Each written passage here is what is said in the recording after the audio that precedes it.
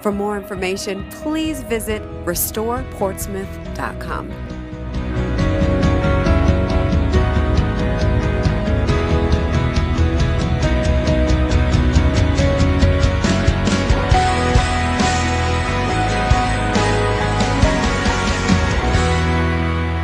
Well, hey church, welcome to Proverbs on the patio. I guess I'm not actually on the patio as you figured out.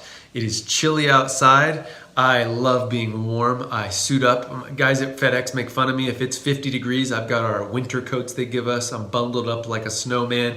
I don't do cold well, so I'm indoors, but I am wearing a flannel on purpose today because I want to tell you tonight about 3 different ways that you can make a difference this holiday season. Number 1, this Sunday and next Sunday we'll be collecting flannel shirts. This Sunday is what we call Flannel Sunday. Encourage you to dress, wear a flannel to church, and the weather is going to be incredible this weekend. So please bring some flannels too. There's plenty of places to buy them. I heard they're on sale at Rose's. We drop off these flannels every year so that Oasis can get them to our needy friends in the area who are homeless. So bring those flannels this weekend. Also, we're going to begin collecting toys.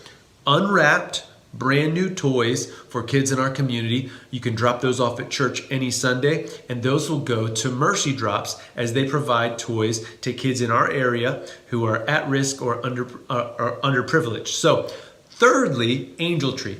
There are hundreds of kids in our community whose parents are incarcerated. As a result, they might not have a great Christmas, might not have Christmas at all. And so what Angel Tree does is they get with these kids, they get their lists, and their lists are not PlayStation 5s. Their lists include things like a jacket, because they don't have a coat, a toothbrush, like simple, basic necessities. There are also toys. You can go to our website.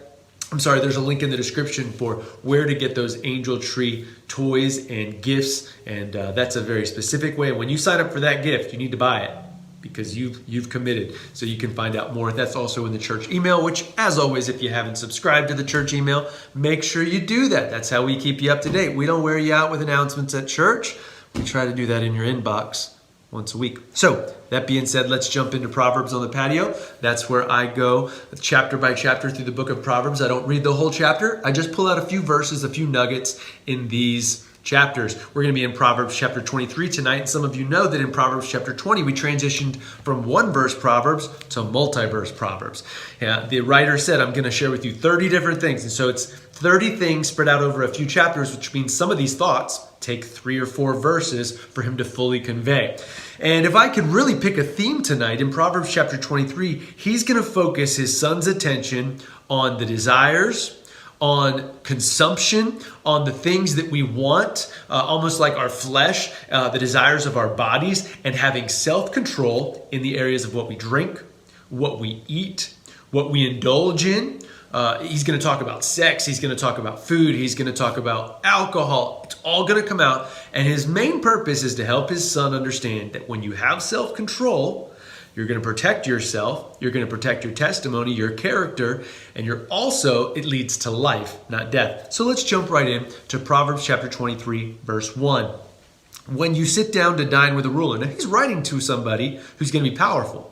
But he knows that even powerful people sit with people who have power, who sometimes are more powerful and maybe want a favor or to offer a favor. He says, when you dine with a ruler, consider carefully what is before you and put a knife to your throat. If you have a big appetite, don't desire his choice food, for that food is deceptive. He says, be careful not to let your desire to eat, desire to just enjoy yourself, to rob you of what's going on. Sometimes people will take advantage of you when you're just eating or consuming and not paying attention to the conversation. He says, listen, there's going to be some guys who figure out that when you're eating this and when you're acting this way, they can get what they want out of you, and you're going to be a ruler. You're going to have wealth. You're going to have power. Got to pay attention to what's going on. So the whole idea here is not, hey, don't eat anything. He's just saying, be careful. Don't get in front of someone and just start hamming out, hogging off, pay attention to the conversation. They aren't there to just feed you. They want to talk to you. You need to pay attention to what's going on. So for instance, maybe when you have a business meeting or a lunch meeting, or you're meeting with someone over coffee. Look, I'm guilty of this. I'll meet them somewhere and I'll get a great cup of coffee. And if I'm not careful, I'm just like, man, can you believe how great and strong this coffee? And they've got something they want to talk about. Now, in this case, he's saying don't get taken advantage of, but it's also the same implication. Pay attention and be in the moment. Don't just focus on the food, focus on the people at the table. Verse 4, he transitions to another thought. Don't wear yourself out to get rich because you know better. Stop. As soon as your eyes fly to it, it disappears, for it makes wings for itself. This is such a good illustration. He says money makes wings for itself, and it flies away, flies like an eagle to the sky. In 1 Timothy, Paul writes about those who place their hope in wealth. Paul says, don't live that way, because money has a way of disappearing. Even people who have lots of money have lost lots of money. So don't live this way. It's true in Proverbs. It's true in 1 Timothy. It's true in 2020. Don't place all your hope in money. Don't wear yourself out. He says, young man, don't use up all your energy, all your time, all your resources just to get money. There's more to life than that. Let's skip all the way down to verse 13. Now, this is something I've been looking forward to. I saw on Twitter this past week a gentleman kind of working through the book of Proverbs, and he wanted to talk about how he didn't believe that the book of Proverbs instructed people to spank their kids, which is a hot topic, and I'm not going to be like, you have to spank, you can't spank. Listen, what he said was the book of Proverbs uses the word rod, and he made a very good point. He reminded people the rod was not a striking rod. It was a shepherd's staff. And a shepherd's staff has a crook in it for pulling, for pushing, for prodding. But it wasn't a stick like the shepherd was just whacking the sheep. He said there's more to the rod than just striking your child. But then someone wisely pointed out to him what verse 13 in chapter 23 says, and I'll read it to you. Don't withhold discipline from a youth. If you punish him with a rod, he will not die. Punish him with a rod, and you will rescue his life from Sheol. Now, the hot take there is not, this is not what the verse is saying. Hey, just spank or hit your kids, they'll survive. That's not what it's saying. Pay attention. The last part of the verse is you will rescue his life from Sheol. The idea is not, hey, if you punish him, he's not going to die. Big deal. The idea is if you punish him, he won't die. In other words, when we discipline our children, not necessarily spanking or rod, he's saying in general, when we discipline our children, they won't die. In other words, we're helping them avoid early death. By disciplining them, we can help them walk away from risky behavior. We can help them avoid bad decisions. It's the same old, you know the story. Listening to you, when you get your kids disciplined and they listen to you, when you say don't play in the street, they're not, why? That's to protect them. It leads to a long life. So he says, punish him with a rod and you will rescue his life from Sheol. The rod is important. It's instructive here. The rod pulls. That's a shepherd's staff. The rod pokes. The rod, it's also there to protect the child from bad behavior. So understand this, whether you spank or don't spank, discipline is the understood. And there's nothing we can, now I don't have kids, so I'm going to be careful how I said this. So I'm going to phrase it the way that someone else phrased it. There's nothing worse you can do for your kids than threaten them with discipline and never follow through. If you don't stop, I'm going to, in 1, 2, 3, what is the discipline?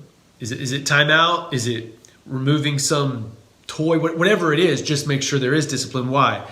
That you will rescue his life from Sheol. We want our kids to be disciplined, to be well behaved. Verse 17, moving along. Don't let your heart envy sinners. The idea is that sin it looks enjoyable. There's joy in pleasure, not joy. There's pleasure in sin for a season. Instead, always fear the Lord, for then you will have a future and your hope will not be dashed.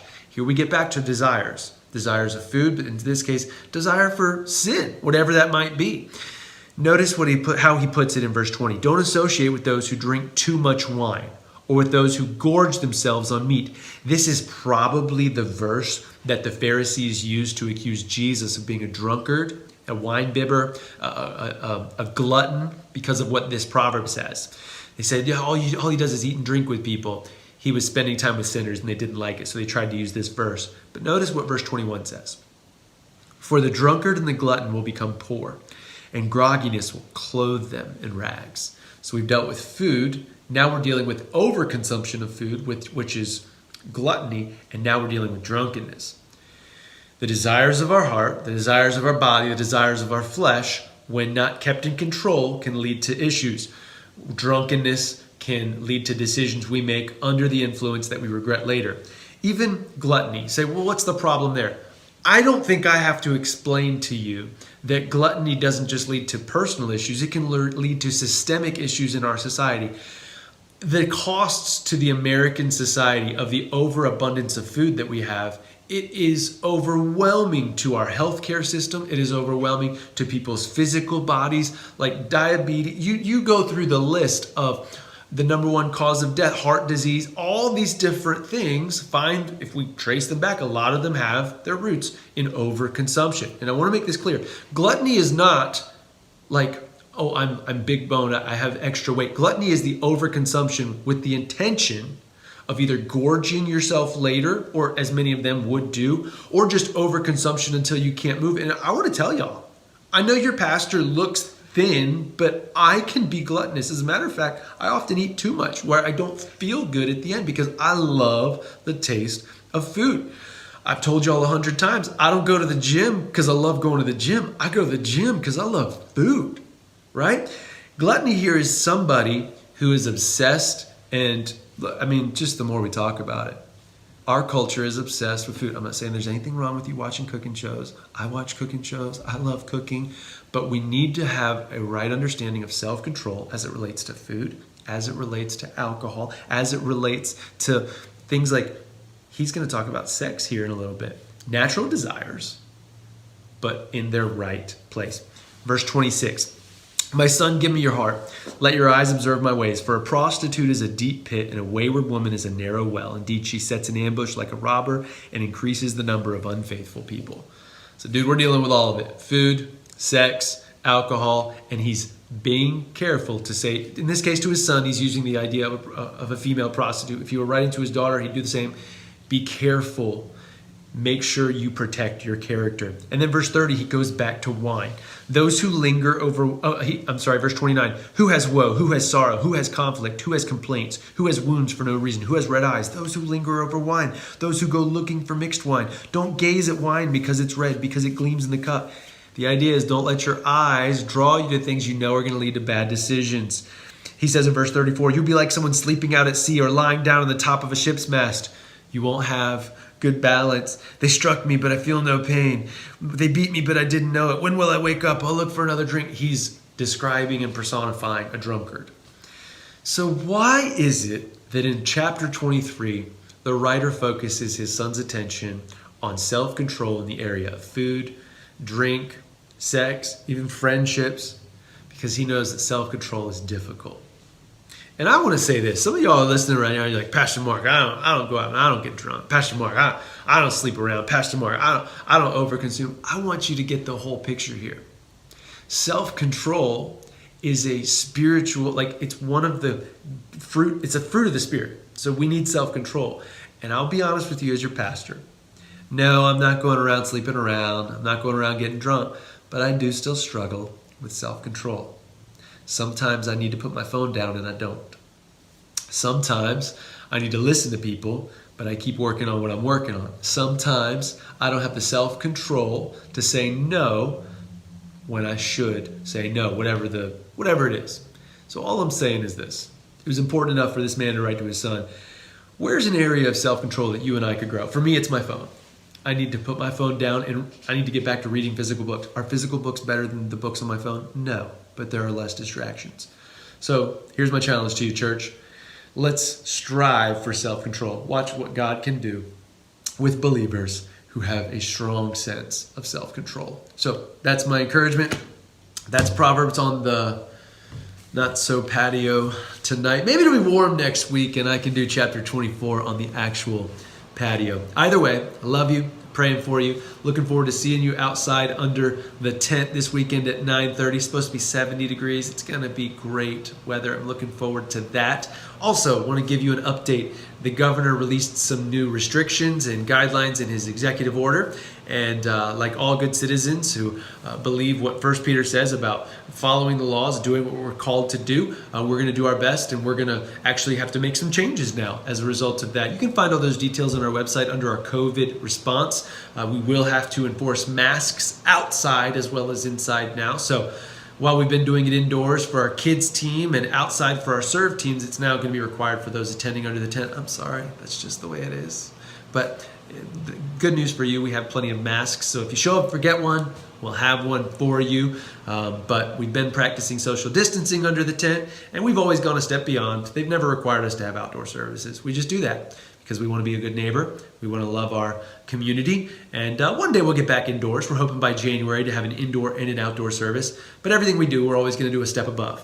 If they say to clean this much, we're going to clean this much. If they say indoors are safe, we're going to be outdoors as long as the weather will allow us to be outdoors. When it gets real cold, we're going to be inside because I'm cold. I don't like preaching in gloves and beanies. So anyways, I love you guys. Praying for you. Have a great rest of your night. I'll see you next Wednesday for Proverbs on the Patio.